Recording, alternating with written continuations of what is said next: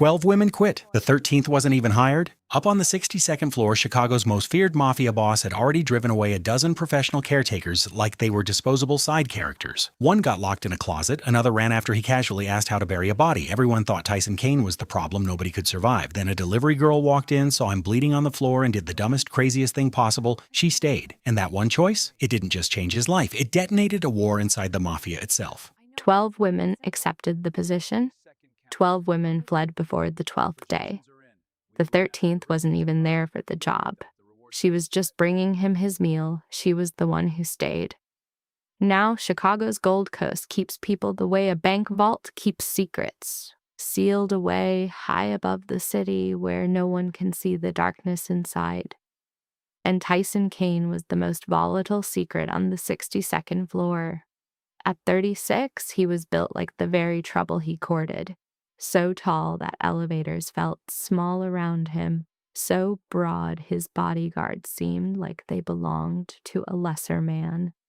His hands had concluded arguments no jury would ever hear, and his jaw looked as if it were carved by a god in a moment of rage and never smoothed over. A scar sliced through his left eyebrow, a keepsake from the car bomb that was meant to end him 8 months ago. His nose had been broken and reset twice. His very aura entered a room before he did. And when he followed, waiters fumbled their words and bartenders poured his drink without an order. But it was his eyes that told the real story. Usually a cold, steel gray, they became hollow voids on his worst days. But every so often they'd quiet into a soft melancholy, as if someone had hidden the world's saddest eyes inside its most dangerous man, just to see if anyone would ever get close enough to find them. What happened was a fracture of the soul. The bomb didn't kill him. It rewired him, shaking something loose behind his eyes that turned the man who ran an empire with surgical precision into one who couldn't sleep for hearing the blast on a loop, who couldn't tell a threat from a flicker in the wall, and who couldn't silence the thoughts that now infested his mind. Dark, violent things that old Tyson would have buried. The new Tyson, however, gave them a voice, because the barrier between his thoughts and his words had been annihilated with his car. He needed a caretaker, not for weakness, but because his own mind had become the one foe he couldn't intimidate, couldn't buy off, and couldn't silence with a bullet. So they sent 12 women, all professionals. The first made it 11 days before he threw a phone at the wall near her head at 3 a.m. because a ringtone sounded like the explosion. The fourth lasted 5 days. He shut her in a supply closet for 3 hours because she moved a file on his desk. The 10th made it only 3, leaving after he stared at her for 15 minutes without a single blink, then calmly asked if she knew how to dispose of a body. It was a business matter. She didn't wait to find that out. The 12th was the final attempt. He tried, he truly did, holding himself together, using pleas, keeping his voice measured for 5 days.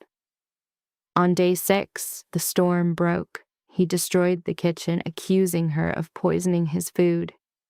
After she fled, he sat alone in the wreckage until dawn, knuckles bleeding, staring at nothing, realizing with a perfect, chilling clarity that the women were never the problem. He was the problem. 12 caretakers, 12 separate confirmations. He was too broken, too violent, too much. Then a delivery girl arrived on a Tuesday with a thermal pack on her back and burn scars across her hands, and the narrative changed. If you're already caught in this story, press that like button so it finds someone else who needs to hear it.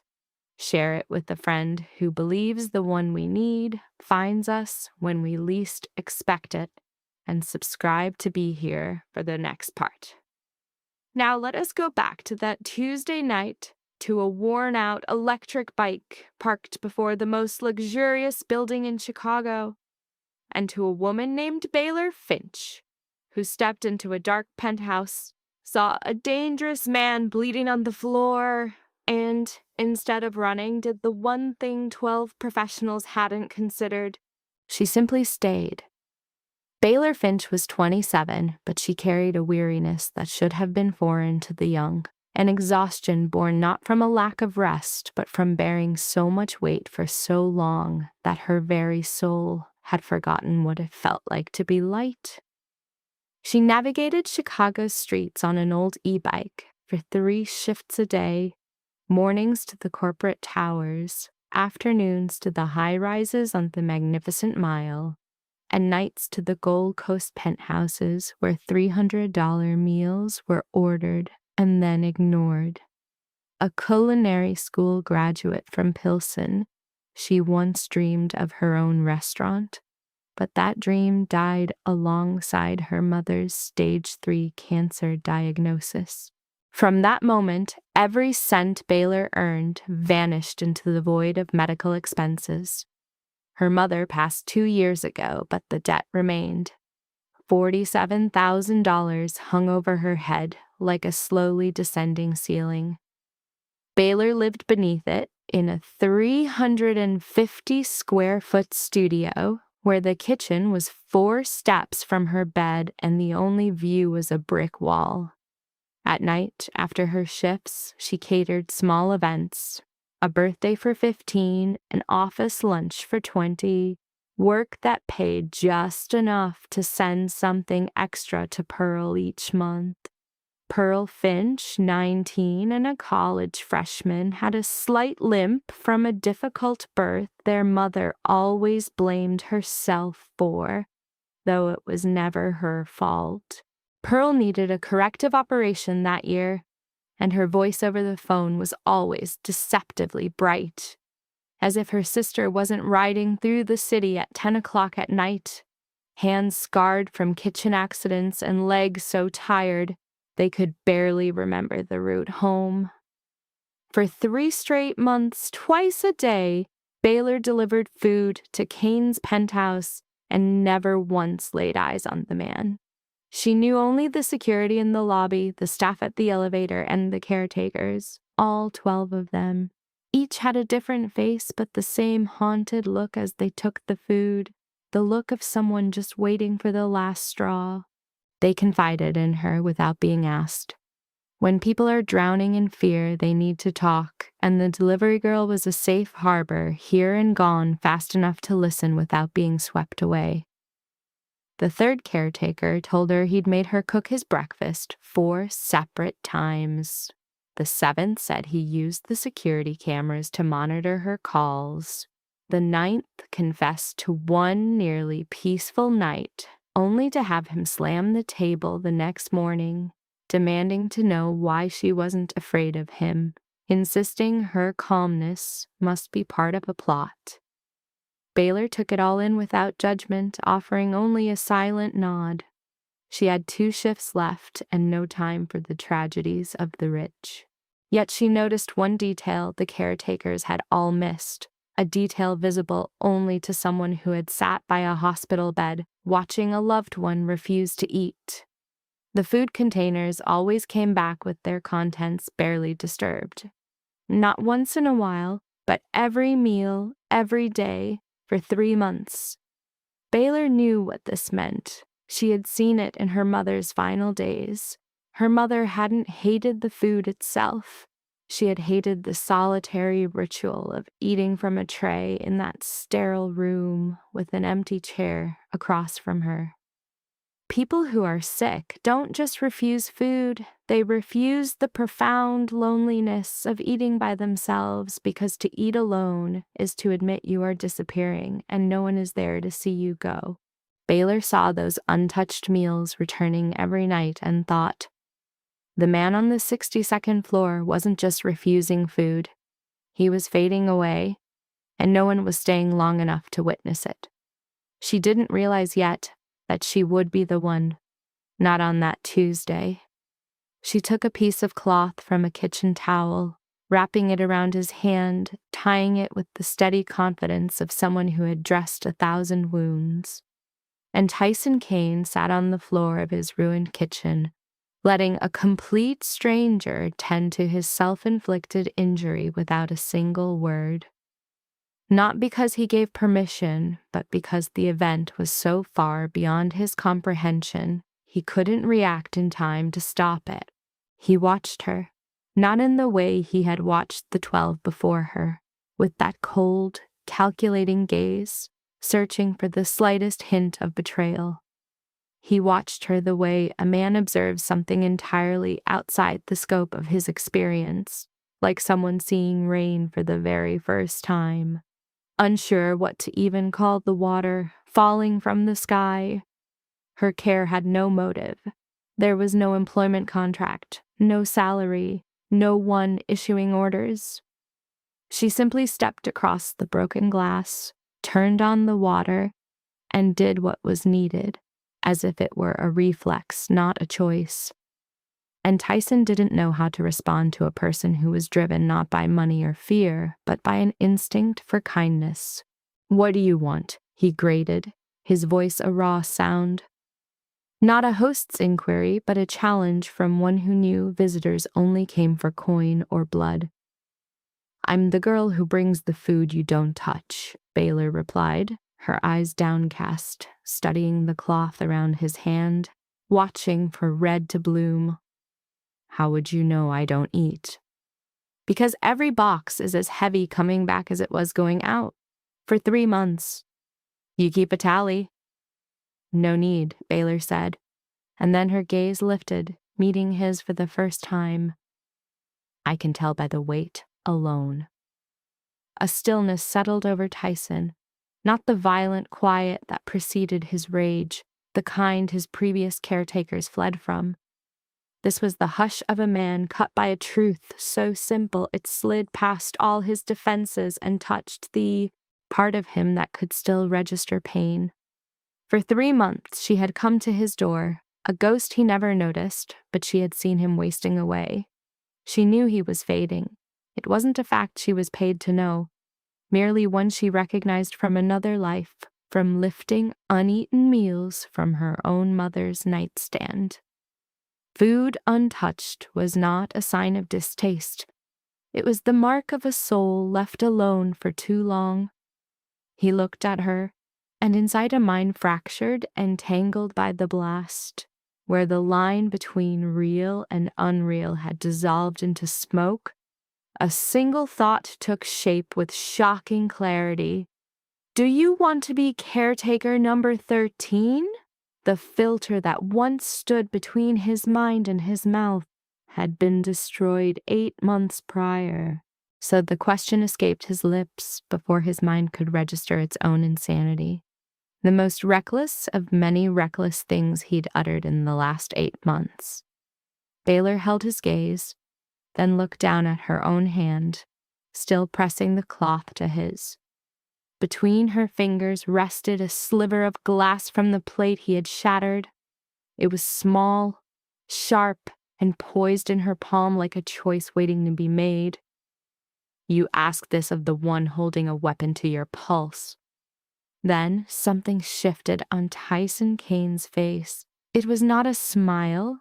A smile demanded muscles his face had long forgotten how to command, but it was close.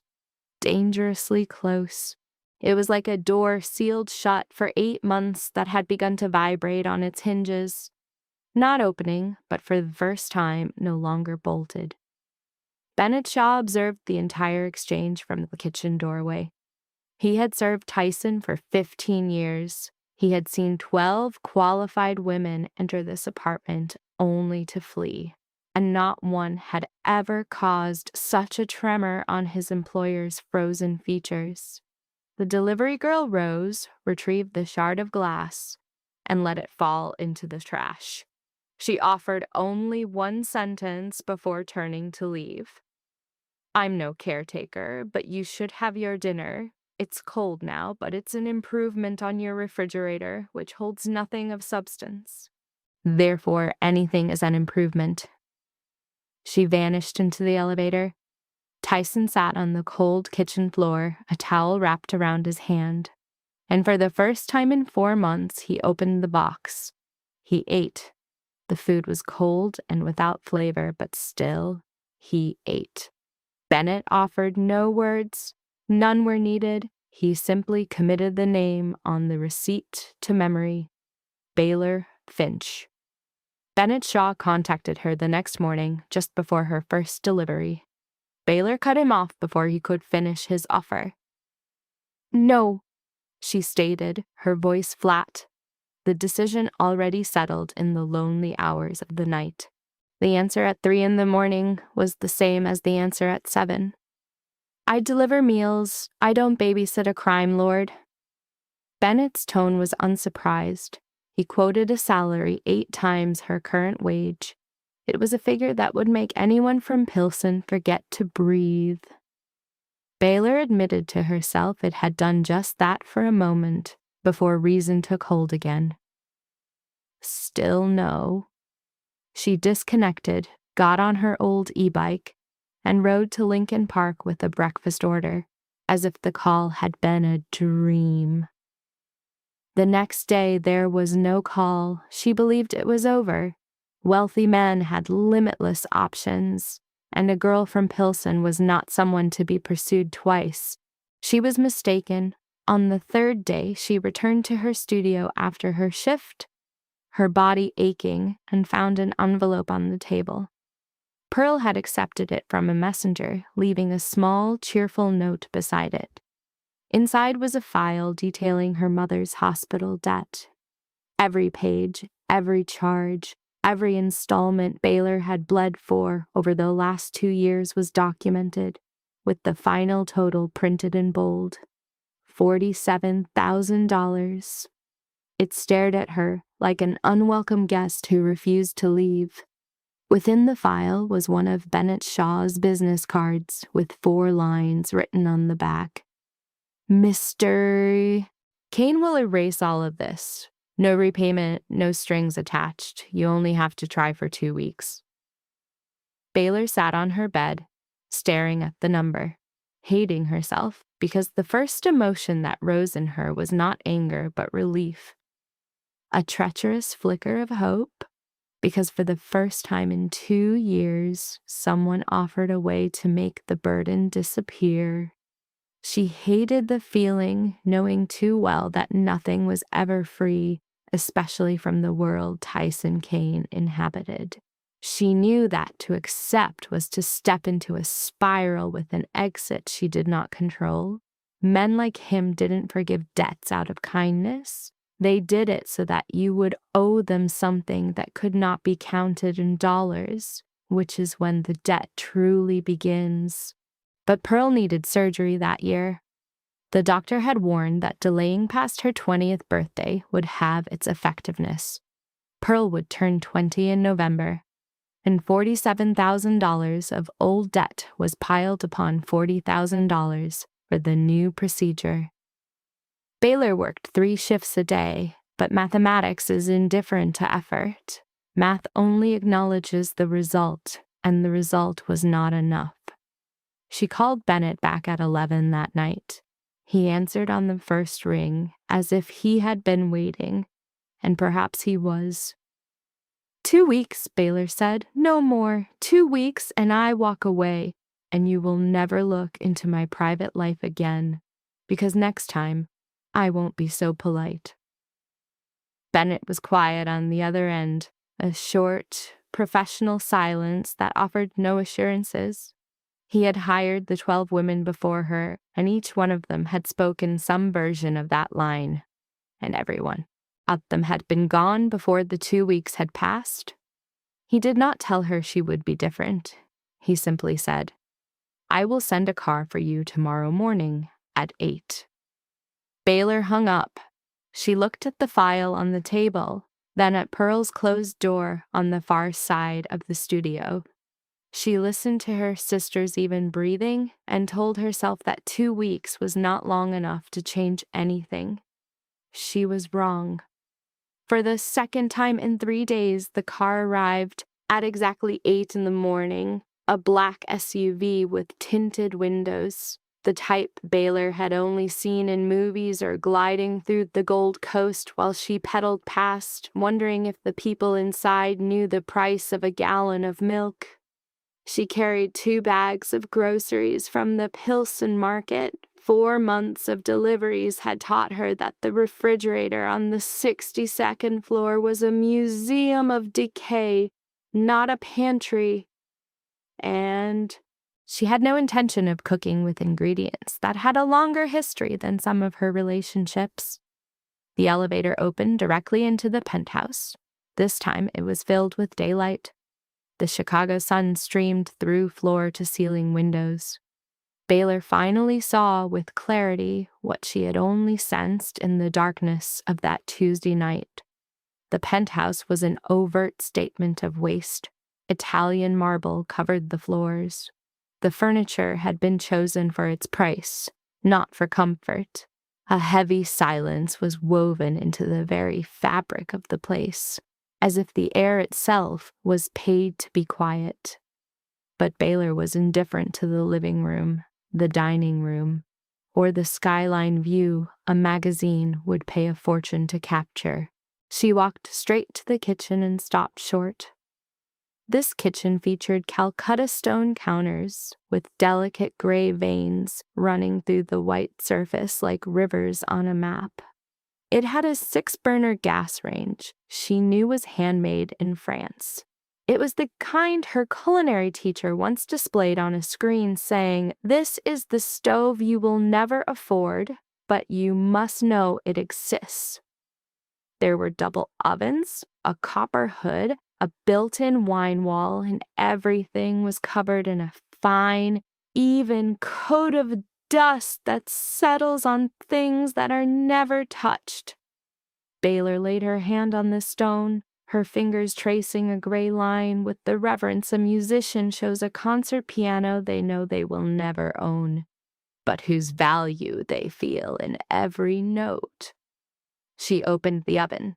Within lay 3 manila folders and a spool of tape. She pulled open the refrigerator. A 2-week-old takeout container stared back with the defeated air of food long forgotten. In the doorway, Tyson leaned, a sentinel whose presence consumed the space around him, watching her with a keen and wary gaze. Not hostile, just alert. "What is this kitchen?" she murmured, her back to him, her expression fixed on the fridge as if it were a crime scene. It was included with the penthouse. Turning, her eyes moved from him to the oven filled with documents and back. "So, you're using a Steinway grand piano as a filing cabinet." He offered no reply, save for the arch of a single scarred eyebrow. It was all the invitation Baylor needed. She began to cook, without permission, without consultation, without a word of explanation. From her bags, she revealed ingredients purchased at the Pilsen market at 6 in the morning, and she started breathing life into a kitchen that had forgotten its purpose. A confident blue flame erupted from the stove, a reclamation. First came the aroma of onions melting into butter, soon joined by garlic, then fresh thyme, creating a scent that spoke of care, not convenience. It was the fragrance of time and attention, and for the first time in 8 months it drifted through the penthouse, reminding the expensive box that it could be a home. Baylor placed the dish before Tyson. He sat, drawn not by her command but by an instinct that 8 months of paranoia had failed to erase. He took a bite, then froze. Not from error, but from a profound rightness his system struggled to comprehend. It was like eyes adjusting to dawn after an eternity in darkness. This food was the first light, offered not as medicine or pity, but as butter and garlic and genuine care. All of it was prepared by hands bearing the faint scars of a cook. "Is it acceptable?" Baylor asked, leaning against the Calcutta counter, her sharp brown eyes knowing the power of that meal. "Acceptable," Tyson replied. and his expression shifted. The door that had been sealed for 8 months quivered on its frame, opening just enough for Baylor to see a flicker of the man inside, a man struggling to recall the feeling of being cared for, not out of duty, but as a silent language of compassion when words fail. At 3 a.m, on her second day, a frantic knocking shattered Baylor's sleep. It was urgent and without rhythm, the sound of lost control, as if the mind behind the fist had forgotten its own strength. When she opened the door, Tyson Kane was a silhouette consuming the frame, his gray-blue eyes wide in the gloom. It wasn't the rage his previous caretakers had fled from, it was the raw fear of a child trapped in a giant's body, haunted by an unnamed terror. "I need pancakes," he said. His tone was devoid of emotion, as if this were a normal request at 3 a.m. from a barefoot crime boss in a wrinkled t-shirt. Her gaze shifted from him to the clock and back again. 3 a.m. He simply nodded, his face showing no sign he understood the problem. She offered no argument. In the kitchen, she flipped a single switch, creating an island of light in the vast darkness. He followed, taking a seat at the island, a silent observer as she began to mix the batter. Beyond the windows, the night was a void. Chicago at 3 a.m. wore a different face, stripped of its glamour, more honest. And in that bubble of warm kitchen light, they sat together, brought together not by duty, but by pancakes. "Why 3 a.m? She asked, her back to him, as the batter sizzled in the pan. "Because I don't trust the dark," he replied. He did not say it like a metaphor. It was a simple statement of fact, as mundane to him as an allergy to shrimp, or an inability to drink milk. It was simply the dark, and he did not trust it. Baylor slid the plate of pancakes before him and sat opposite. The kitchen light pooled between them, a small sanctuary carved from the blackness of the world. Then she asked a question that none of the 12 caretakers before her had earned an answer to, for they lacked the quiet trust she radiated without effort. "What did the dark do to you that you hate it so much?" Tyson's silence was long and heavy, but it was not the silence of gathering rage. It was the quiet of a man searching for words he had never spoken, because no one had ever stayed to hear them. "It's like my head," he finally said, his voice low, his gaze anchored to his plate. "Too many things I can't see clearly." And so, the girl from Pilsen asked the city's most feared man why he was afraid of the dark, and he gave her the truth. At 3 a.m, over pancakes, in an island of kitchen light. It was a moment both profoundly simple and, for the last 8 months, utterly revolutionary. Tyson had voiced the chaos in his mind without violence or shattering glass. He was just a man confessing his fear of his own thoughts to a woman who showed no signs of fleeing. Baylor offered no empty words. She just nodded slightly and slid the syrup across the island. They ate in a comfortable silence at 3 a.m. But the peace was fragile. Day 4 arrived with a shift in the air. As Baylor served lunch, Tyson's eyes had changed.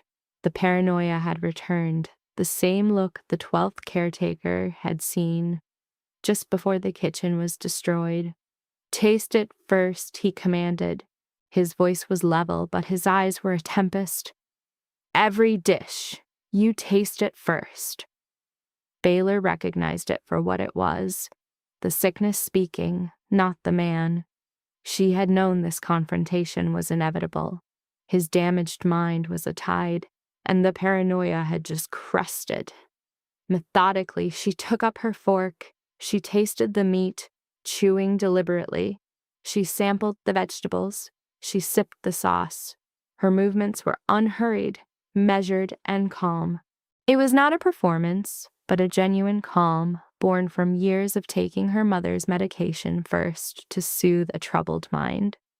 So, testing food for a paranoid man was familiar territory. Her steady gaze met his chaotic one. "If I wanted you dead," she said softly, "I'd just let you eat that old takeout in your fridge. Slower, but just as certain." And then it happened. Tyson Kane laughed. Not the ghost of a smile, but a true laugh, short and rasping. It was a sound pulled from a place deep inside him, like a rusted hinge groaning open after years of disuse, harsh and unpracticed, but undeniably real. In the hall, Bennett froze, the sound stopping him cold. In 15 years of service, he had rarely heard his employer laugh, and never had it sounded like this. It was the sound of a man rediscovering a long-lost muscle. By the 6th day, Baylor understood. The laughter was not a cure. It was merely a lull, a quiet moment between the tempests. And the quiet did not mean the storm had passed. She was in the kitchen, in the middle of preparing their evening meal, when the shattering sound came from the office down the hall. It wasn't the noise of an accidental drop. It was the crack of something flung against the drywall with the full might of a man weighing over 100 kilograms, a man who had lost all semblance of restraint. Then the frantic cries began. Tyson was roaring that they were being monitored, that bugs had been planted in the plaster, that his every word was being captured, recorded to be twisted into a weapon against him. And his tone wasn't that of a man enraged. It was the sound of a man who genuinely felt the walls closing in. It was a conviction so profound that logic could find no purchase, because it didn't reside in some part of the mind that dealt with reason. It lived in the section the explosion had fractured 8 months prior, and no one had managed to mend it. Bennett materialized in the corridor, holding a hypodermic filled with a tranquilizer. His features were a mask of professional detachment, because this ritual was tragically familiar and he knew the steps. Enter, administer, wait 3 minutes, tidy up, file a report for Dr. Voss. But Baylor stopped him. She blocked the hallway, outweighed by Bennett by at least 20 kilograms. And she spoke in a voice that was quiet but held a command no one dared to question. "Don't let me."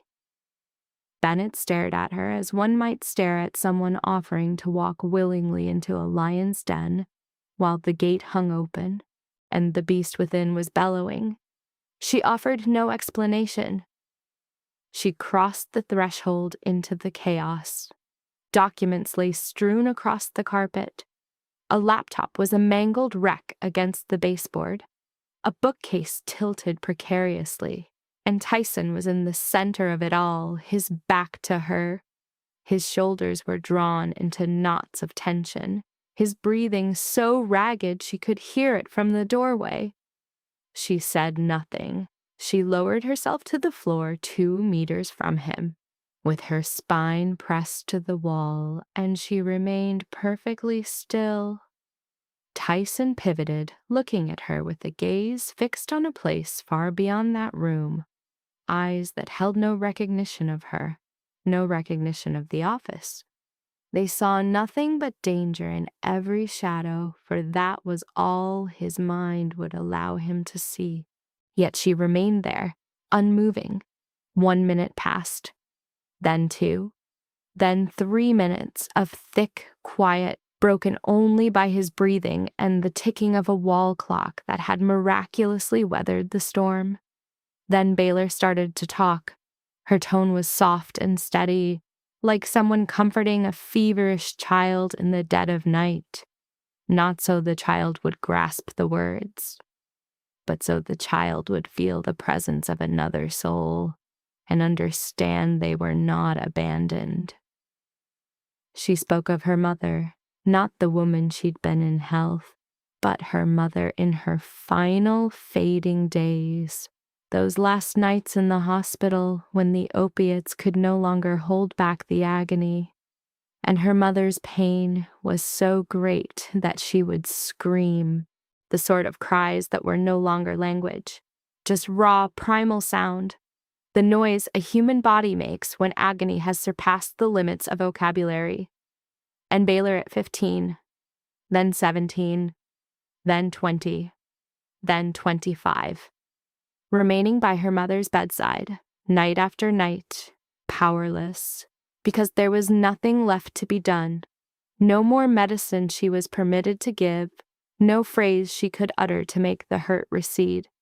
Her only purpose was to remain by her side, so her mother knew that she was crying out. But she was not crying out into an empty void. "Sometimes people don't require a solution," she said. Her voice remained even. Her eyes were cast to the floor, not at him. She didn't want him to feel observed. Sometimes they just need someone willing to brave the storm of their chaos alongside them. Tyson stood there, his posture softened, not suddenly, but by degrees, with each breath, as if a tower were being carefully taken apart from within. He did not sit, but the destruction ceased. The shouting stopped. He stood unmoving in the ruins of the office and simply listened to the woman on the floor speak about her mother. And for the first time in 8 months, an episode concluded not with the prick of a needle, but with the voice of someone who had faced such pain before and had not fled from the darkness. Bennett stood just outside, the syringe still in his hand, gazing into the room, unable to process the scene before him. On the 8th day, 4 a.m. Baylor was stirred from sleep not by a noise, but by a feeling, the kind of intuition she'd honed after years at her mother's bedside when any small sound could mean she was needed. She pulled the door inward. Tyson was standing there, not raising a hand to knock, not moving to enter, just being there, his large frame commanding the space. Yet this time there was no menace in his stance, only a man whose loneliness was too vast for his own body, standing in the dark at 4 a.m. with gray-blue eyes that held no edge, no void, no paranoia, just exhaustion. "What is it?" she asked, her voice thick with sleep but without a trace of annoyance, for she was accustomed to being woken by those whose needs eclipsed her own desire for rest. "Needed to see you were still here," he said, and the words didn't feel rehearsed or constructed.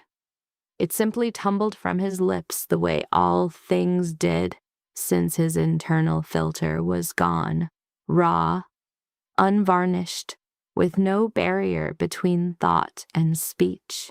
"I'm still here," she answered. "Okay." He pivoted and retreated down the corridor toward his own room, his bare feet silent on the marble.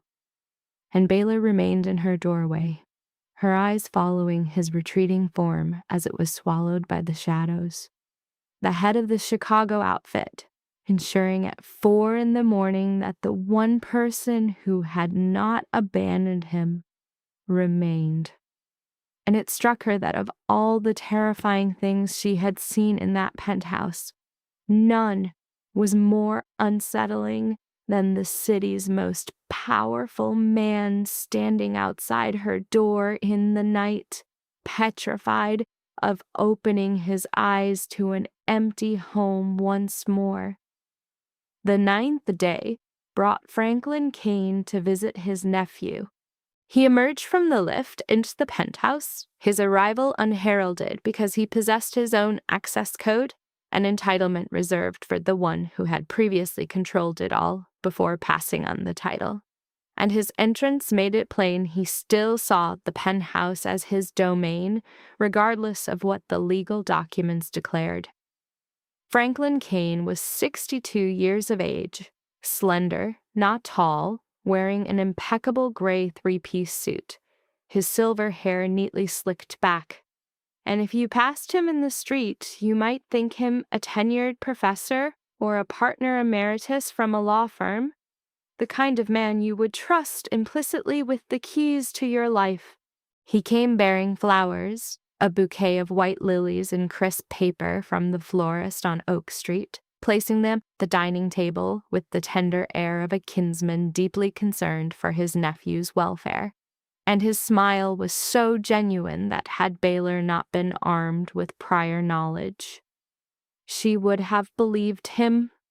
But Baylor had spent 3 months piecing together tales from 12 previous caregivers, and one of them, the 9th, Constance Quinn, who had survived 10 days, had noted that each time the uncle paid a visit, Tyson would spiral for at least 3 days following. And while Constance never knew why, she was observant enough to recognize the pattern, even if she could not assemble the puzzle.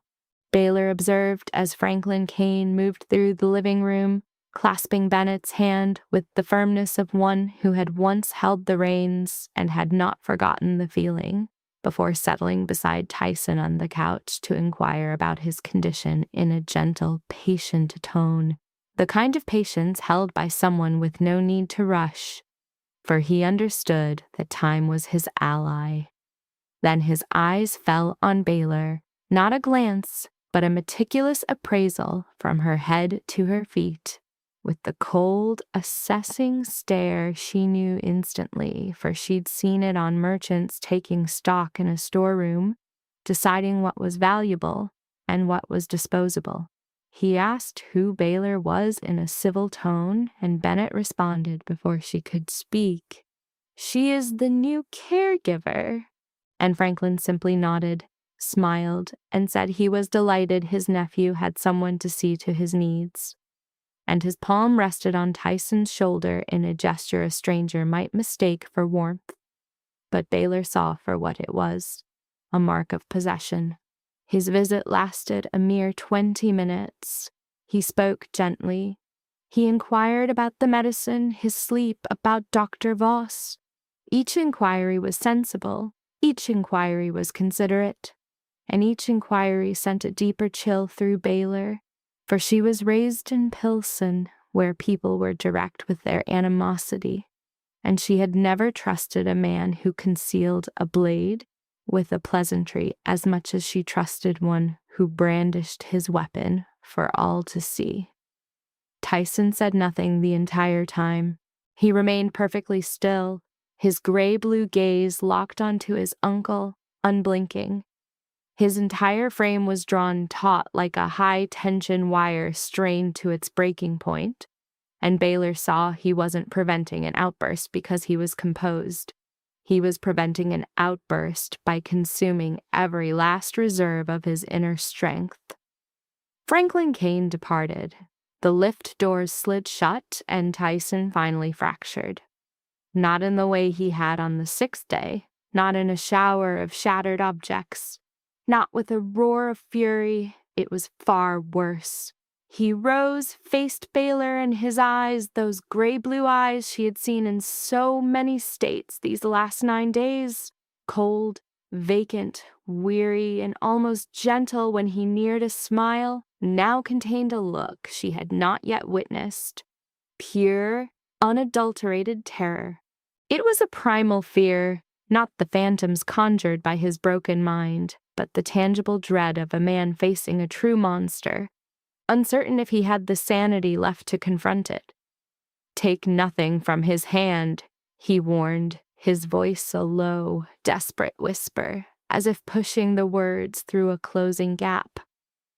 "Don't speak to him, don't meet his gaze."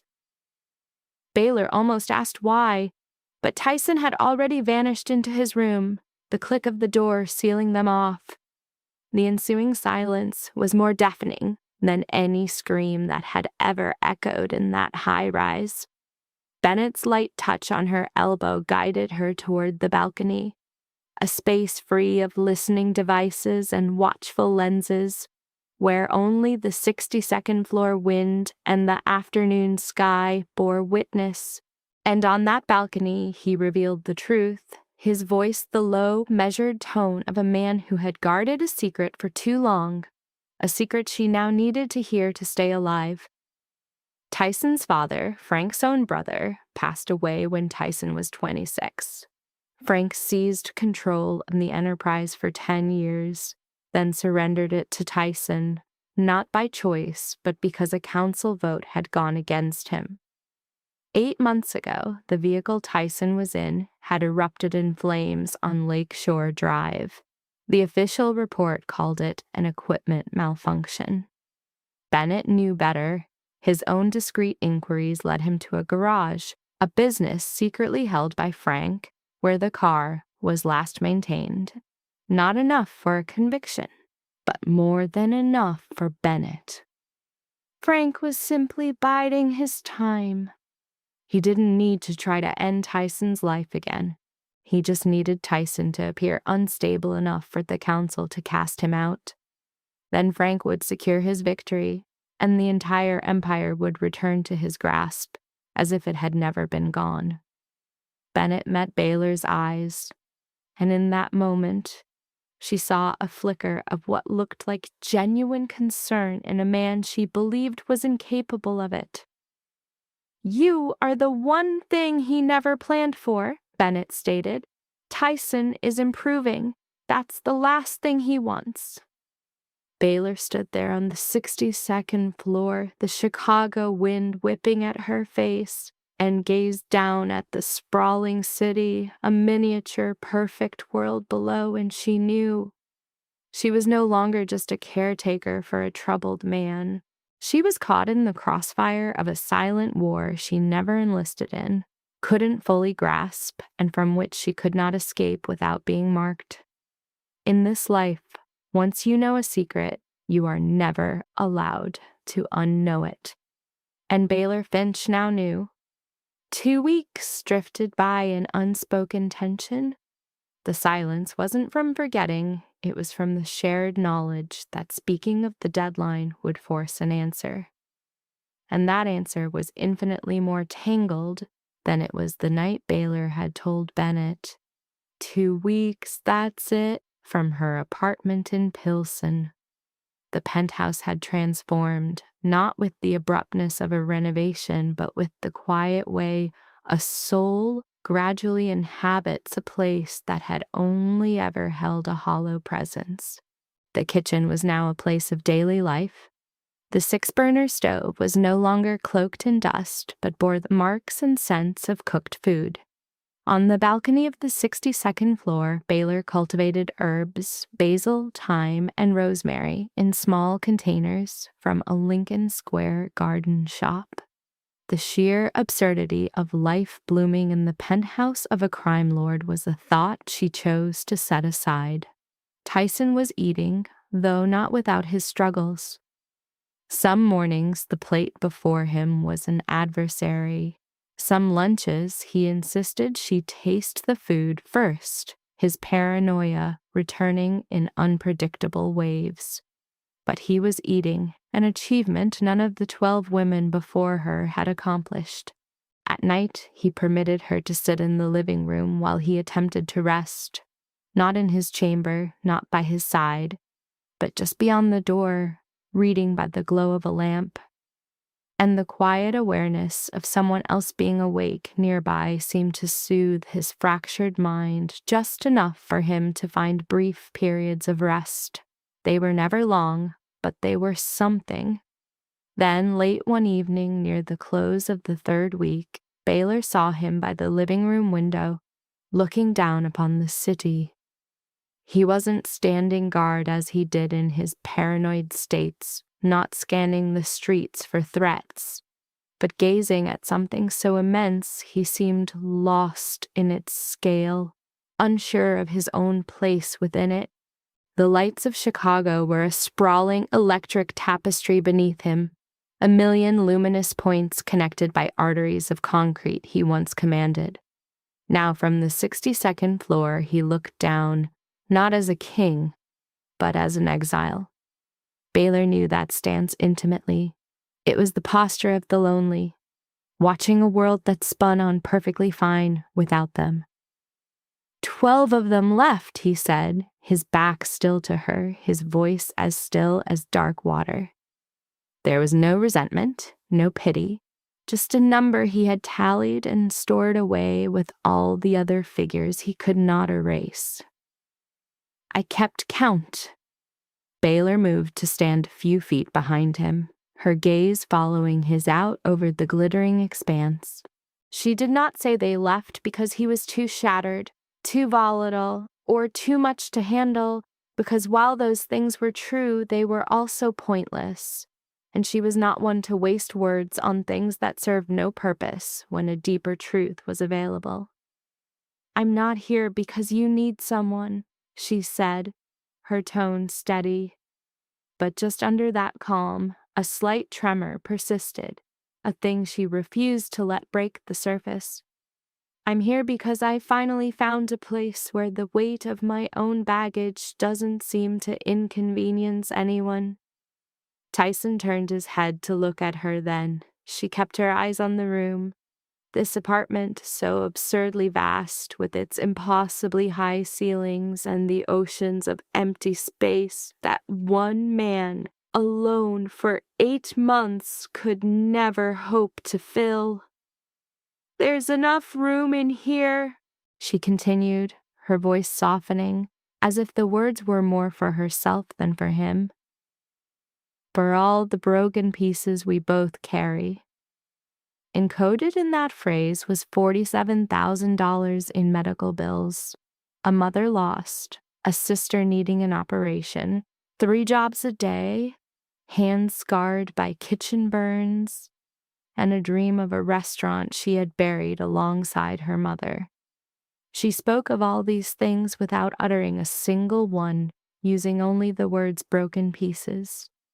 And Tyson understood it all, because the mental filter he'd lost didn't just make him speak the unfiltered truth. It made him hear the truths everyone else left unsaid. "You're not going to leave," he stated. It was just like that Tuesday night when he'd appeared at her door at 4 a.m. It wasn't a question, but a conclusion, one that arrives late, but with the certainty of the rising sun. "Your kitchen is still a disaster zone," Baylor replied, the corner of her mouth twitching upward. "And your eating habits are a humanitarian issue. To leave now would be negligent." Tyson Kane laughed. It wasn't the harsh grating sound from that 4th day, not the creak of a rusted hinge. This was a true laugh, erupting from a place so deep within him that it might have kicked up dust, a place sealed off since before the explosion, before the burden of his empire, back when he was just a boy in Frank Kane's house, unaware that the world his father and uncle built was destined to consume him. The sound echoed through the penthouse for the very first time, and the walls seemed to drink it in, as if they'd been waiting. And Baylor just stood there listening to a mob boss laugh because she'd called his kitchen a crime scene and thought it might be the most beautiful thing she'd ever heard. Not for its melody, but for its authenticity. And authentic things were a rarity, especially on the 62nd floor. Pearl's call came on a Thursday night. Her voice was so full of joy that Baylor heard her sister's laughter before the words became clear. For a fleeting second, Baylor nearly forgot she was in the kitchen of a crime syndicate's leader and felt she was back home, hearing her sister's stories about school on any normal evening. "Sis, I got an internship offer from a company," Pearl bubbled. "They found me through the school's career center. It's all completely legitimate. They think I'm perfect for their program, and it even comes with a scholarship. Can you believe it? They said I won't have to pay for a thing." Baylor asked for the name of the firm. Pearl said it, and Baylor's world came to a halt. Not in some dramatic literary fashion, but in the way your blood freezes and rushes back to your heart, making everything around you painfully clear because she knew that name. She had seen it printed on a document in Tyson's office that sixth day when she had sat on the floor amidst the chaos. Among the scattered papers was a list of dummy corporations Bennett had highlighted in red ink, and the name Pearl had just spoken was there on the third line, next to a crimson tick mark and a handwritten note from Bennett. Part of FK's network. Frank Kane was making a move on her sister. She ended the call with Pearl, her voice cold and steady. Do not sign anything, model. Stay put. I will call you back. Her voice held a stillness that kept Pearl from panicking, but her own hand trembled so fiercely she had to place the phone on the counter before it slipped from her grasp.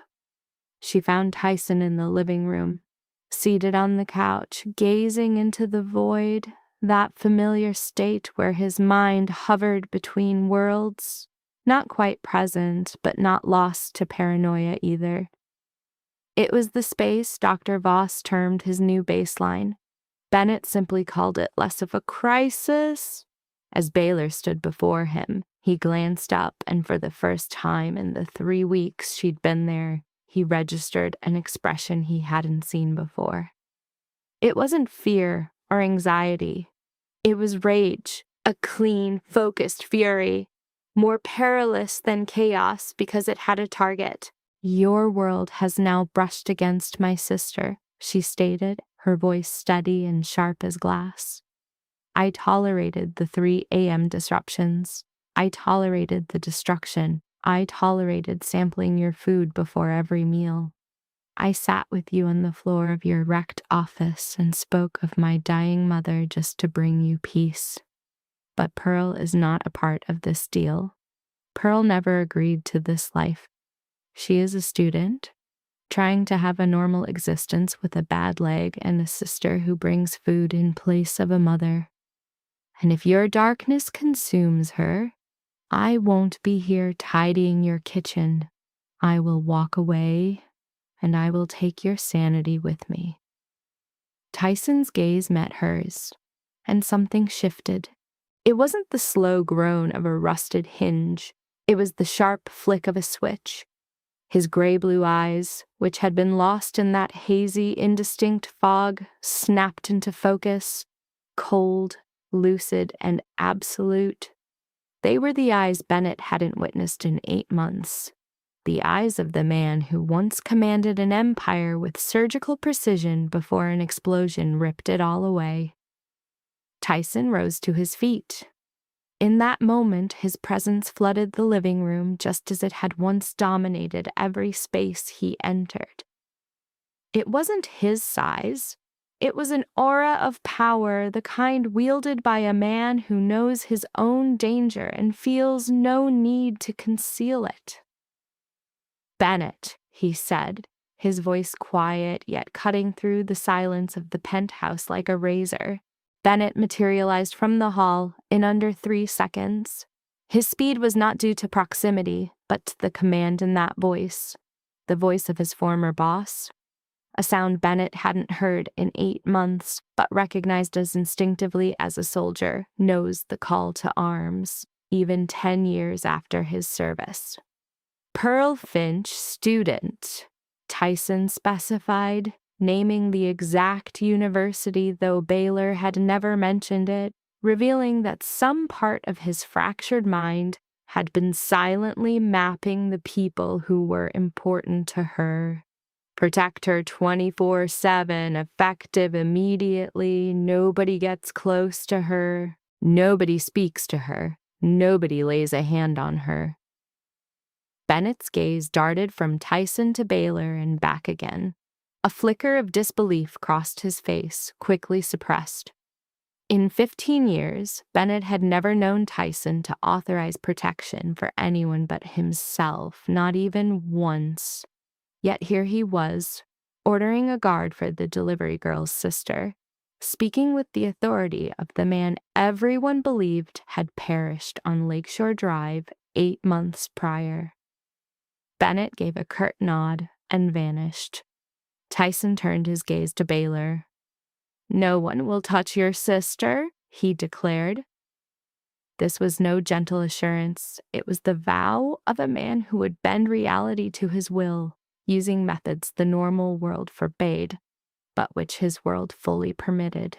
Baylor met his gaze and saw his gray-blue eyes, sharp and chillingly present for the first time since that Tuesday she first walked into his home. She finally grasped what had anchored Tyson Kane back to the world. It wasn't the prescriptions from Dr. Voss, nor the 3 in the morning pancakes, nor her stories told on his office floor. Those things had helped, but they were not the cure. The cure was having something beyond himself to defend for the first time in 8 months. And that something was Pearl Finch, the sister of the one woman who hadn't fled. In the wake of the incident with Pearl, Tyson's mind grew clearer.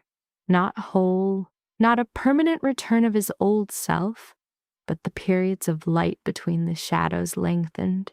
During these lucid stretches, he appeared so devastatingly ordinary that Baylor could nearly forget what he was. Then a strange comment or a prolonged stare at an empty corner would serve as a stark reminder. One afternoon, amidst one of these bright spells, she was cooking while he watched from the kitchen entryway, his usual post. On impulse, she said, "Get in here. I'm going to teach you how to chop an onion." She was weary of him hovering in his own doorway like a visitor, and she thought that if she ever had to go, he should at least know how to avoid subsisting entirely on takeout. Tyson entered the kitchen. He accepted the knife she offered, and she knew instantly there was something wrong before the steel even met the vegetable, simply by his grip. He did not hold it like a cook. He held it like an assassin. His fingers were wrapped around the handle with the hardwired muscle memory of someone who had used blades for things they were never intended for. The blade pointed downward, his wrist was locked, his shoulders were tight, his entire frame was poised to inflict a wound, not to dice a vegetable. "You're dicing an onion, not settling a debt," Baylor remarked, the words tumbling out with her usual unfiltered honesty. She noticed the slightest twitch in his shoulders, a gesture she now recognized as a suppressed smile. She moved to his side and did what the 12 caretakers before her would have never dared, because they understood what those hands could do. She covered his hand with her own. Hers was small, traced with the silvery lines of old burn scars from an accident with hot oil in a restaurant years ago. That small, scarred hand rested on his, a hand so vast it made hers seem like a child's. His own hand was marked across the knuckles from 2 decades in a world where violence left its signature, and she gently reformed his grip, rotating the handle, prying his fingers open and repositioning them correctly. Index finger and thumb pinching the blade's flank near the base, the remaining 3 curled around the handle. His wrist now relaxed, his shoulders eased. A hand that had taken life was being guided by a hand scarred by fire, learning to wield a simple kitchen tool. Tyson glanced down at their layered hands and remained silent. No words were necessary. Some moments are weighted with the significance that language cannot capture, and this was one. He began to chop the onion poorly. The pieces were haphazard, some large, some tiny. The work of a man using a knife for its intended purpose for the very first time. Baylor offered no critique. She just said, "That's good," before sweeping the pieces into the pan. That evening, they shared the first meal Tyson had a hand in making, and though his contribution was merely mangled onions, and though neither of them spoke of it, They both felt its importance. That night, at 2 a.m, Baylor was reading in the living room when the sound of bare feet on marble reached her. Tyson entered the kitchen, switched on only the lights above the island, and took a seat on a stool. She followed him wordlessly and began to prepare noodles. Knowing his presence in the kitchen at this hour had nothing to do with hunger. The kitchen had become his sanctuary, a space of soft light, the scent of spices, and the echo of meals made with care. When the noise in his head became too great for sleep, the kitchen was the one place that offered him silence. She placed the bowl of noodles before him. He ate for a time, then paused, chopsticks idle, his gaze dropping to the bowl as he started to speak. There was no preamble, no easing into it. The words came out raw and unfiltered, as they always did, since his inner censor had been broken. He told her about the bombing, not for Dr. Voss's therapeutic records, not for Bennett's official report, but for her, in the quiet of the kitchen at 2 a.m, over a bowl of slowly cooling noodles. He spoke of driving on Lakeshore Drive and hearing a click, a tiny sound nearly lost in the engine's hum, but he heard it. He was a man kept alive by noticing the details others missed. And in that fraction of a second, he knew. The explosion, he said, was not the worst part. His voice was so quiet she had to lean in, his eyes seeing something far beyond the ceramic bowl. It was the 3 seconds before, the moment I knew what was coming and I was helpless. 3 seconds in that car, knowing it was all over. My hands were on the wheel and there was nothing I could do. And those 3 seconds, they don't end. The blast ended, the hospital stay ended, but those 3 seconds are eternal. Every night when I close my eyes, I am back in that car. I hear that click. I know. And I am powerless all over again. Baylor watched him. The most feared man in Chicago sat in his kitchen at 2 a.m, confessing to a food courier the 3 seconds that had shattered his soul, and she understood he didn't need platitudes about his strength or promises that it would be okay, or any of the empty words people offer in the face of true despair. Words failed them both. He desperately needed a soul who could listen to his darkness and not flee.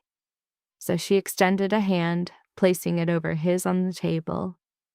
It wasn't the touch of a budding romance, no cinematic spark or swelling score.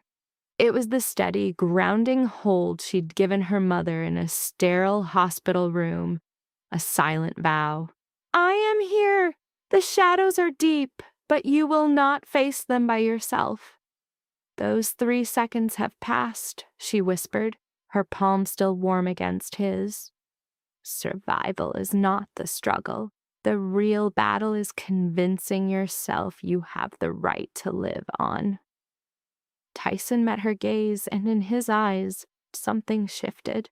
A change she hadn't witnessed since her first steps into his gilded cage. The sharpness, the void, the terror, the paranoia, the ice. It all melted away, leaving only softness. Those slate blue eyes, long buried beneath the city's most fearsome exterior, were finally witnessed by the one person who dared to draw near. And so Baylor remained, her hand covering his, in the quiet kitchen at 2 a.m, next to forgotten cold noodles. She understood this was the point of no return, the moment to flee, yet she knew she was anchored there. That realization was more terrifying than any crime lord. The next afternoon, Bennett found her in the same kitchen. He closed the door, his words as brutally efficient as all his actions. Frank's convened the council for tomorrow. He's moving to oust Tyson using the 12 caregivers who walked out as his proof. He had Dr. Voss's notes on the episodes, testimonials of erratic conduct from staff, all bundled into a perfect narrative. The leader was broken, a liability to the Empire's future, and who better to step in than the experienced, ever-eager Franklin Kane? Tyson must show up, Bennett stated, composed in command, the man he used to be. If he fails to appear, or if he shatters in front of them, it's finished. Frank will win by acclamation. They'll all witness the narrative he's been spinning. Baylor's question was simple. How was Tyson? A single heavy beat of silence followed. Bennett finally spoke. Day 3, no sleep. The tremors and paranoia are escalating. This morning he tore at his own flesh until it bled, convinced something was burrowing beneath his skin. Boss is recommending sedatives, but a tranquilized man is a defeated man. His gaze fell on her, the look of someone who had exhausted every option and was now looking at his final, improbable hope. A girl in a flour-dusted apron standing in a penthouse kitchen on the 62nd floor. Without another word, he left. Baylor remained alone, watching a basil plant dance in the wind, her mind miles away from Frank's schemes and council votes, a world she neither knew nor cared to. Instead, she remembered her mother and the long nights her mother's pain kept sleep at bay. Baylor would sit there, helpless, learning a single vital lesson from that vigil. When all else fails, you do the one thing you know. For Baylor, that one thing was cooking. At 6 that evening, she began. There was no announcement, no grand strategy, only a quiet mission to transform this cold kitchen into a sanctuary, a place Tyson Kane's fractured mind would recognize as safe. She started with chicken soup, the kind mothers everywhere make for a sick child, because its aroma is the universal scent of comfort, not of peril. Next came baked pasta, a dish honed in culinary school and perfected over countless late nights. Its aroma of garlic butter and melted cheese, a slow, warm promise whispered through the air. Finally, bread. She worked the dough by hand on the cool stone, a soft haze of flour rising around her before she placed it in the oven. The scent of baking bread filled the penthouse last, an aroma Baylor knew no mind, however broken, could ever perceive as danger.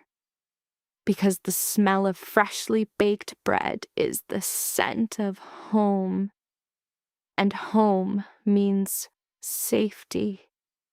It was the one remedy Tyson Kane needed more than any prescription. So she cooked through the night. The aromas drifted down the hall, seeping under Tyson's door, invading a room that for 8 months had only known the sterile smell of antiseptic and cold. Delivered meals. It was a silent, unbidden intervention. At 11 that night, Baylor heard the sound of bare feet approaching. Tyson stood in the doorway. He was a wreck, truly.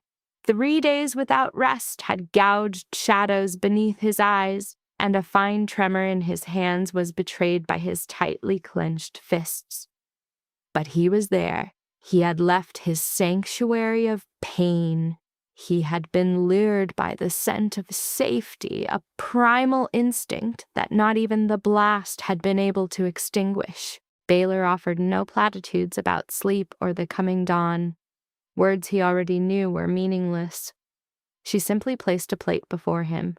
Chicken soup, baked pasta, and a thick slice of warm bread with butter slowly melting into it. Then she gave him a 6-word promise. Eat, sleep, I'll guard the door. Tyson's gaze shifted from her to the food and back again. And then he ate. He ate it all. For the first time, he didn't require her to test it for poison. Even his shattered mind understood that the woman who had spent a night filling his home with the scent of safety was not the one who would bring him harm. He retreated to his room. Baylor found a chair and began her vigil outside his door, a book resting in her lap under the dim hallway light. She remained. A sentinel, just as she had been outside her mother's hospital room, on the floor of his ruined office, and every night in his living room, a constant presence against the dark. And Tyson slept. For the first time in 8 months, he slept for 6 whole hours, free from the phantom blast, free from the endless loop of those 3 seconds, because a guardian stood watch outside and the scent of home lingered inside.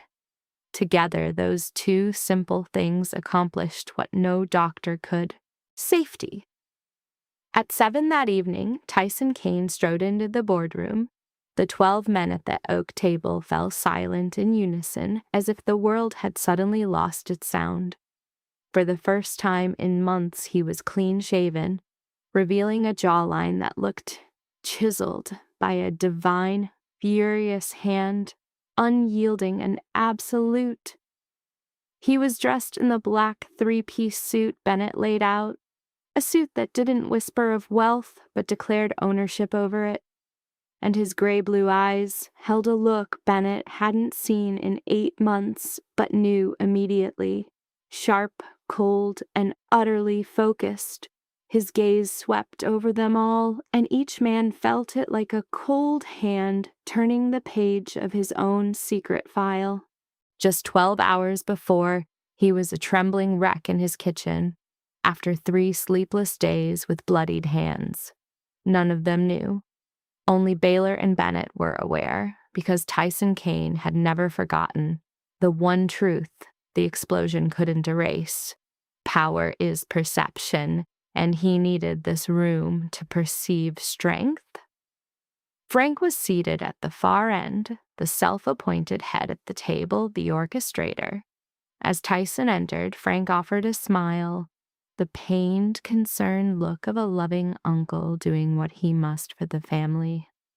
Had Baylor been present, she would have instantly known it as the very same smile he wore when he brought white lilies to the penthouse, the very same perfectly fitted mask. Frank spoke in a soft, somber tone, thick with manufactured sorrow. He claimed he'd assembled them not from ambition, but from duty. He spoke of deep concern for his nephew's welfare.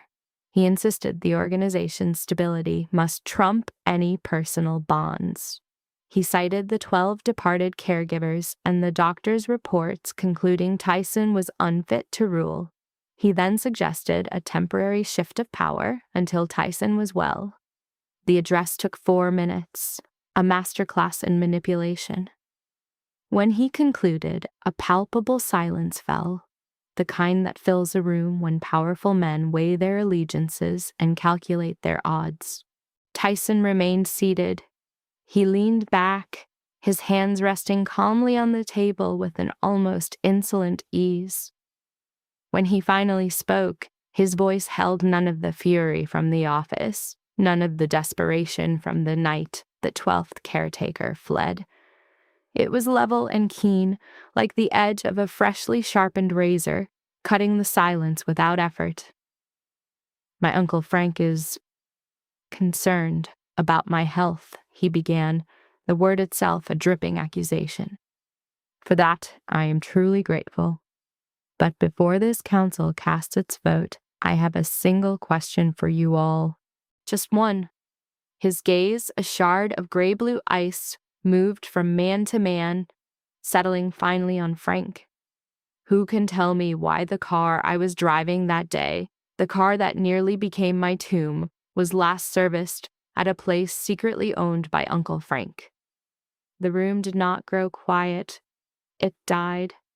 The air ceased to move, and for about 3 seconds, 12 men forgot how to breathe. And those 3 seconds, Baylor might have thought, lasted an eternity, just like the 3 seconds Tyson heard the click before the world became fire. But this time, those 3 seconds belonged entirely to Frank. The mask held. The smile never wavered. His body was stone. After 62 years in that life, he was not a man to break over a single question, but his eyes went dead. Baylor would not have seen it, but Bennett did, standing at the back of the room, remembering. Tyson said no more. He didn't need to. He simply placed the truth on the table like a live grenade with the pin pulled, letting them choose how close they would stand. The vote was abandoned. No one spoke the word postponed. The idea of voting had simply vanished. Deposing a boss was one thing.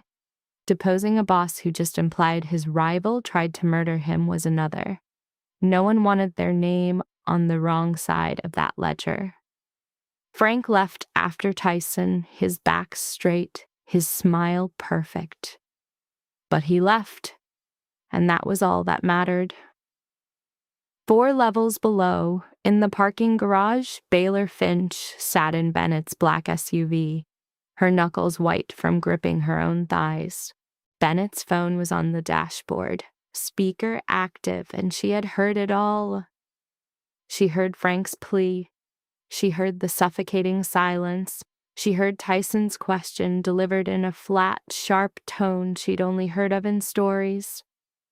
This was the boss, the man from before the bombing. And in the cold concrete of the garage, she finally understood why men feared him. She heard the 3 seconds of death, heard the meeting dissolve. Then she let out a breath she hadn't realized she was holding. Her hand slowly uncurled, revealing pale marks in her palms from where her nails had pressed into flesh. And she thought with a dreadful clarity that she had just prayed for a mafia boss to win a power struggle. And it was not for $47,000. It was for him, for the man who ate pancakes at 3 a.m, stood guard at her door at 4, and held an onion knife like it was a weapon. The one who told her about the longest 3 seconds of his life over a bowl of cold noodles. And that realization was more frightening than anything Frank Kane could ever do. Frank could only seize an empire.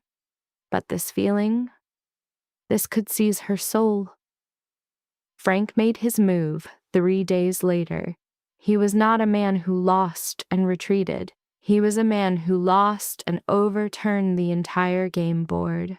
The piece he used was a 19-year-old girl with a slight limp walking home from the university library on a Wednesday.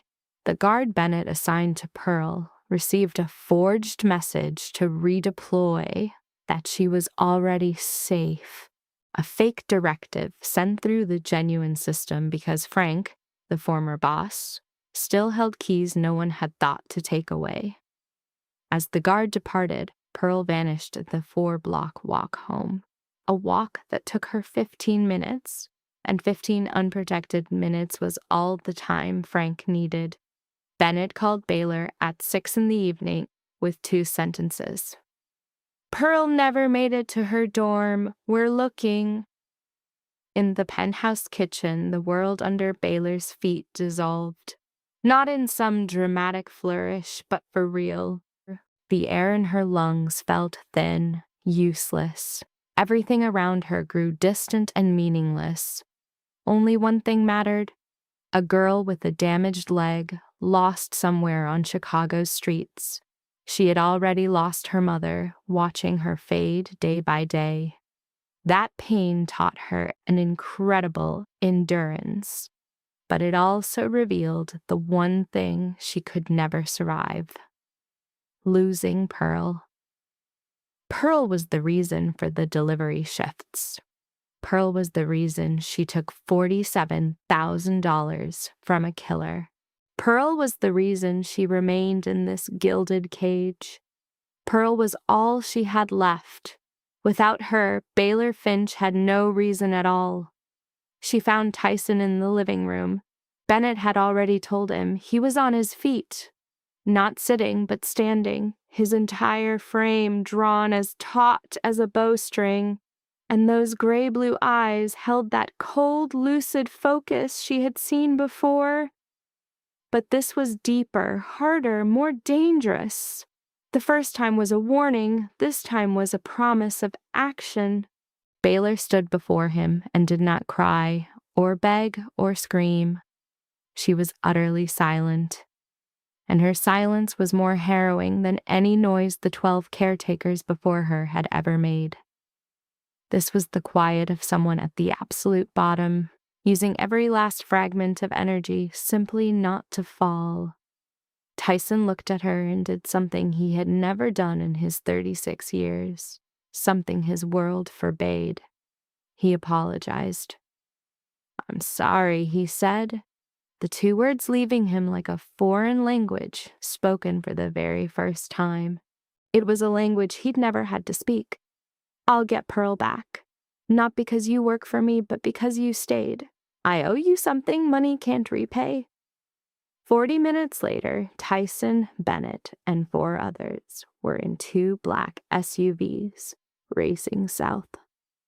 Using the city's unseen network, Bennett traced a signal to an abandoned warehouse in the back of the yards, an industrial skeleton, the rotting spine of a Chicago that knew no penthouses, no fine suits.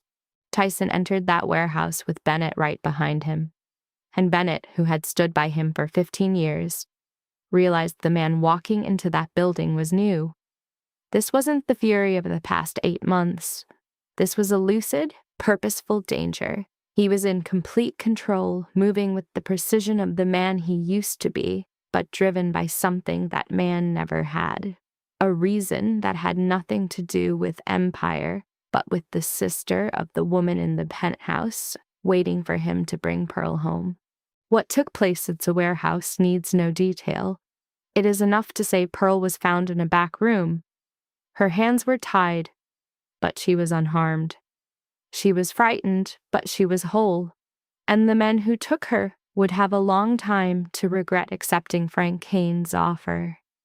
Bennett drove them back, with Pearl wrapped in a blanket in the rear seat. Baylor was waiting in the elevator lobby, and when the doors opened and Pearl stepped out, Baylor held her sister in an embrace only known by those who have almost lost everything. It was an embrace of reclamation, her body curving around Pearl as if trying to shield her from the world's harsh touch. Pearl's sobs were raw, but Baylor remained dry-eyed, her tears having run dry 2 years ago with her mother's passing. She just held on tighter. Tyson was frozen 3 meters away, his hands marked with blood that wasn't his own. He yearned to close the distance, but couldn't. A glance at his hands confirmed his darkness had no place in their fragile light. This moment belonged to 2 sisters, and he was but a shadow. He stayed 3 meters back, close enough to witness, but far enough not to defile it. Baylor's gaze met his over Pearl's shoulder. Through the strands of her sister's hair, warm brown eyes found his gray-blue ones. Silence passed between them and between Bennett, who stood nearby. But in the 62nd floor elevator lobby at 11 o'clock that night, amid the scent of blood, tears, and lingering bread, her eyes spoke volumes her mouth could not, and his shattered soul absorbed it all. His flaw wasn't just in speaking truths, but in hearing them, even in silence. Later, with Pearl asleep, Bennett told Tyson on the balcony the only thing that mattered. "I've served you for 15 years. Tonight was the first time I was ever afraid of you. Not because you lost control, but because you were in absolute command." The next morning, Tyson met Frank in his Michigan Avenue office. Just the 2 of them. No Bennett, no guards, no audience, for this was a reckoning only for those who bore the Kane name. Frank sat in a gray suit, his silver hair slicked back, preternaturally calm. His deadliest trait was this stillness, the ability to watch the world burn and then step across the cooled ashes. Tyson stood. He would not sit.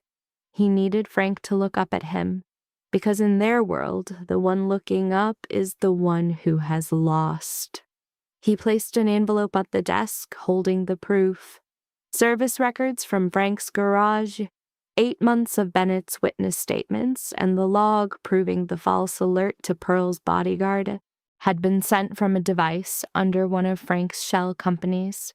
It wouldn't be enough for a conviction, but it was enough for an FBI investigation, which would consume the entire Kane empire. Frank knew this tactic well. He had used it on a rival 30 years prior. 2 choices, Tyson said, his voice as soft as a dinner order, yet laced with ice. You leave Chicago for good, or this envelope goes to the FBI on Monday. Blood gives you the chance to walk away, not be carried. Frank glanced at the envelope, then at Tyson. In the 62-year-old's eyes, the mask was finally gone. There was only the cold calculation of a man weighing his life against the odds. And the odds were not in his favor. Frank chose to go. He spoke no more, offering only a slight nod, the gesture of a man conceding defeat, but not fault. Tyson turned and left the office, and the 2 Kane men never saw each other again. That night, a different kind of silence filled the penthouse. Pearl slept, a new guard at her door. It wasn't the lonely quiet of the 8 months before Baylor, nor the tense quiet of Frank's threats.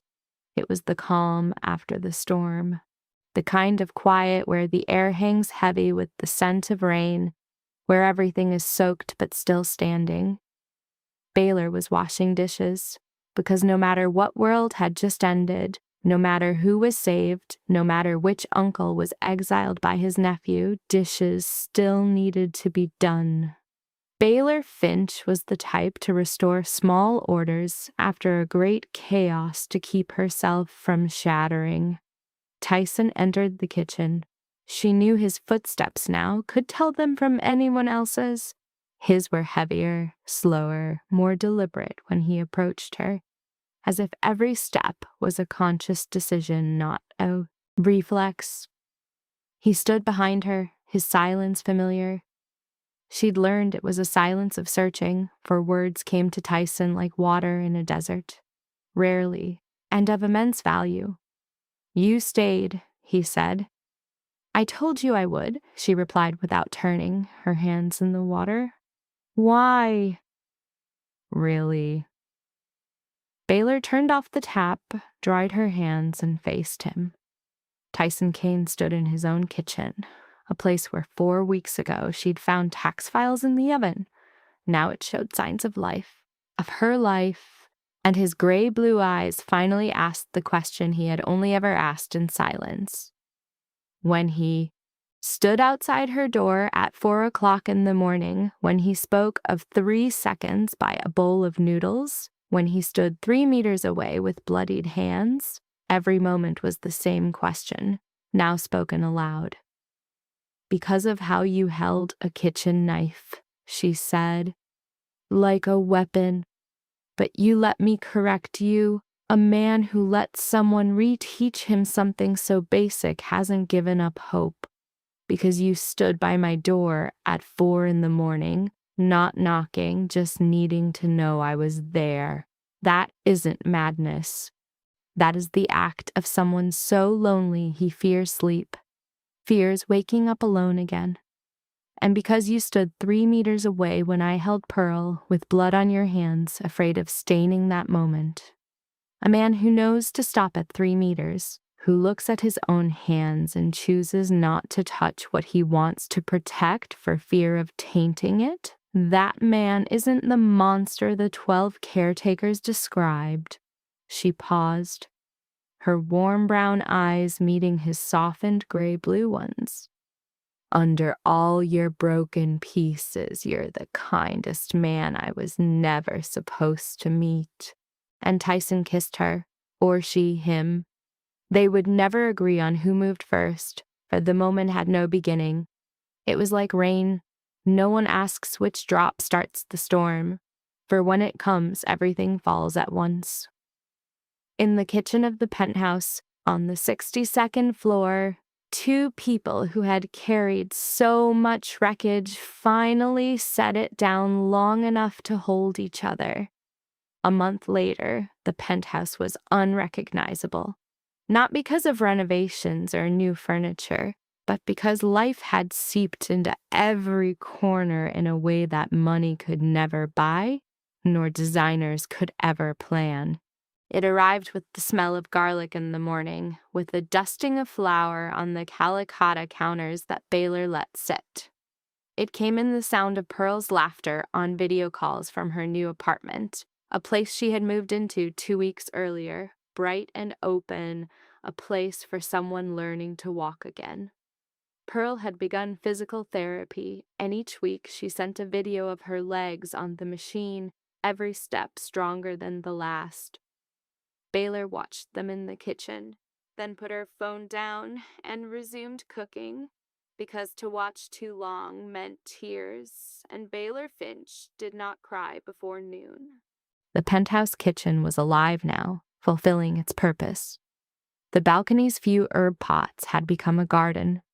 Basil, thyme, rosemary, and mint, which Baylor planted because Tyson liked its smell in his tea at night.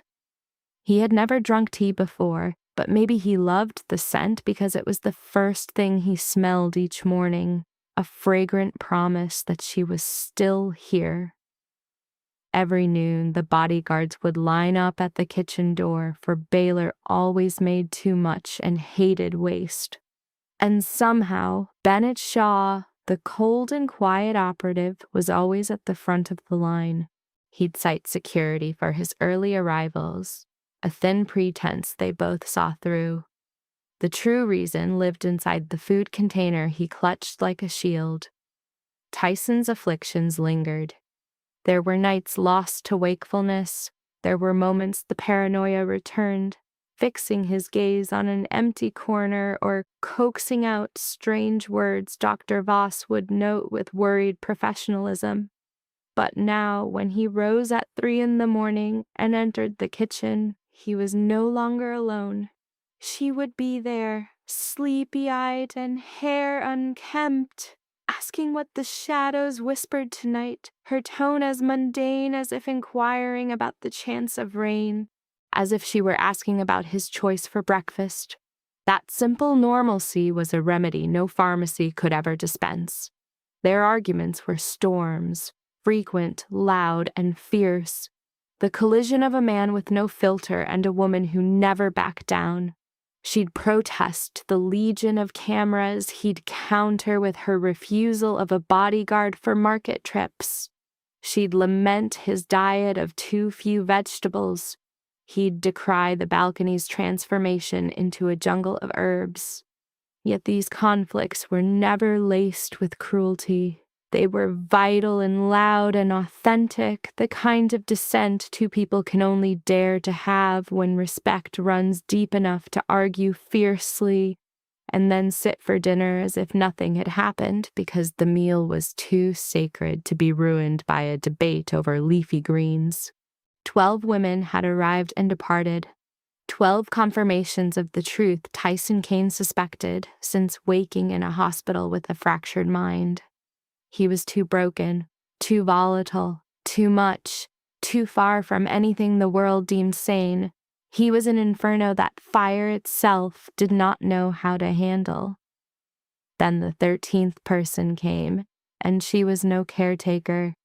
She was a delivery girl with scarred hands, an insulated pack, and the bluntness of someone whose life had run out of room for fear. She was not searching for a storm. Her entire life had been a series of them: poverty, sickness, loss, and debt. So when she encountered the tempest, named Tyson Kane, she didn't flee. She only asked about the storm's duration and if he'd had a meal. She did not fix him. She fed him. She sat with him in the silence. She remained. The 12 caretakers before her were never condemned. They were simply wrong. Not as people, but for this man, for this gilded penthouse cage. They had sought a conventional job and found a hurricane. Baylor wasn't looking for a job. She was looking for a place where carrying heavy things was understood, and she found it on the 62nd floor. In a kitchen, of 6-burner stoves and Calicotta stone, with a man who wielded a knife like a weapon, but allowed her to show him the proper way from the very start. Some tales of love are about two perfect people finding one another. This story is about two broken people finding a way to fit. Not seamlessly, not gently, not in the way anyone expects, but in the way two flames converge in a single kitchen. Too intense for anyone to touch, too stubborn to be put out and perfectly molded to the other. That is the story of Tyson Kane and Baylor Finch, and that kitchen held them both. Perhaps the greatest truth this story offers isn't about love, but about staying. That sometimes the most courageous act isn't to fight or to win, but to simply sit beside someone in their darkness without demanding they ignite a light for you. It is a reminder that no one is too shattered to deserve someone asking, "What are the shadows saying tonight?" And that sometimes the place we belong isn't perfect, but is simply wide enough to hold all the broken pieces we carry. If their story resonated within you, please press the like button so it might find others. Share it with someone who you feel needs to hear it, and subscribe to our channel to join us for more stories that speak to the heart. We truly want to know how this story made you feel. Whether you saw yourself in Baylor, in Tyson, or in one who chose to stay when others departed, please leave a comment and share what you feel from your soul, because every one of your stories also deserves to be heard. We wish all of you listening tonight good health, a life of joy and peace with every day that passes. Thank you for being here with us. Until the next story, good night.